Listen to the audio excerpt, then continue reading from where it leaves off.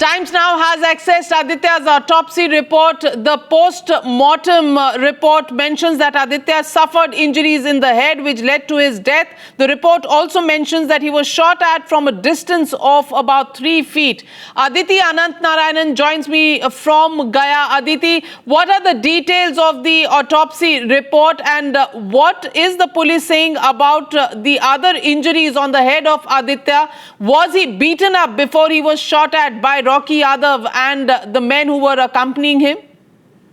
In fact, Navika, in the post-mortem report, it is clearly mentioned that the cause of death is because of the injury that Aditya Sachdeva had suffered in the brain because of the bullet. In fact, the post-mortem report also mentions that the bullet, the impact was so severe that the bullet really broke down into 2 pieces. In fact, it is also mentioned that though there were no other injuries that have been seen on the body of Aditya Sachdeva, but one thing is very clear that somebody had shot a bullet at Aditya from a distance of about 3 feet or lesser than that. And that really was the impact of the bullet that led to the death of Aditya Sachdeva. In fact, when the post-mortem report, when the post-mortem was being done, Aditya had already died. In fact, they are saying 2 to 6 hours prior to the post-mortem, Aditya had lost their life. And the doctor are assuming that probably the impact of the bullet was so much and so critical that Aditya must have lost so much blood that he died on the spot. And in fact, the police also maintaining that the cause of death is from the bullet injury. And